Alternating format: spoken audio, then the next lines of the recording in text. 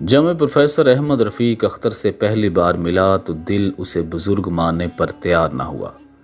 اس کی کئی ایک وجوہات تھیں، مثلاً اس کا کلین شیو ہونا، مسلسل سگریٹ پیتے جانا، ان موضوعات پر بلا تکان گفتگو کرنا جن کے ذکر پر ہی کمزور دل حضرات کے کان سرخ ہو جاتے ہیں، اور اپنی بے عزتی پر کہکا لگا کر مخاطب کو داد دینا وغیرہ وغیرہ۔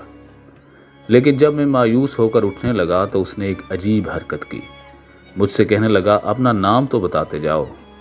میں نے فوراً بتا دیا، یہی میری غلطی تھی۔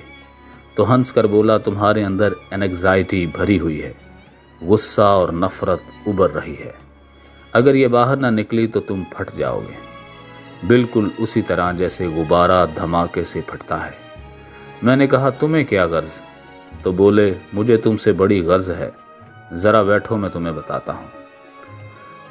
اور میری حماقت دیکھیے، میں شغل ہی شغل میں اس کے قریب بیٹھ گیا، اور اس کے بعد پتہ نہیں اس نے مجھ پر کیا پھونکا کہ آج 8 برس ہو چکے ہیں اس کے پاس بیٹھا ہوں، کہیں بھی بھاگ جاؤں، کہیں بھی چھپ جاؤں، کہیں بھی غائب ہو جاؤں، خود کو اسی کے قریب پاتا ہوں، اسی صوفے، اسی کمرے اور اس نیم تاریک ماحول میں رہتا ہوں۔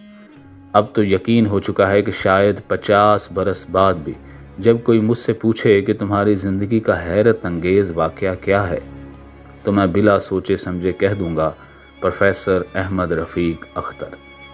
اور اگر کوئی پوچھے گا تمہاری زندگی کی سب سے بڑی کامیابی کیا ہے تو میں بلا کم و کاست کہہ دوں گا پروفیسر احمد رفیق اختر۔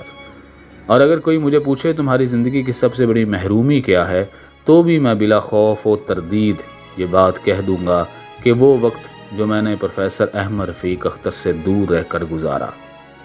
اور اگر پوچھنے والا پوچھے گا کیوں تو میں فوراً کہوں گا اگر مجھے پروفیسر احمد رفیق اختر نہ ملتا تو شاید میں باقی زندگی بھی جھوٹے خداؤں کی پرستش میں گزار دیتا۔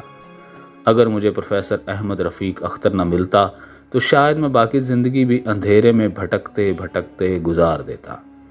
اگر مجھے پروفیسر احمد رفیق اختر نہ ملتا تو میں شاید باقی زندگی بھی کسی صاحب کشف، صاحب دعا اور صاحب نظر بزرگ سے ملاقات کی خواہش لیے گزار دیتا۔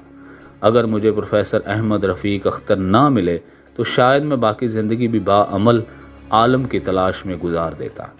لیکن ایسا نہیں ہوا کہ اگر موج موج ہے تو کناروں سے ضرور ٹکراتی ہے، اگر ہوا ہوا ہے تو قطرہ خون میں ضرور اترتی ہے، اور اگر روشنی روشنی ہے تو وہ اندھیروں کا سینہ چیرتی ہے۔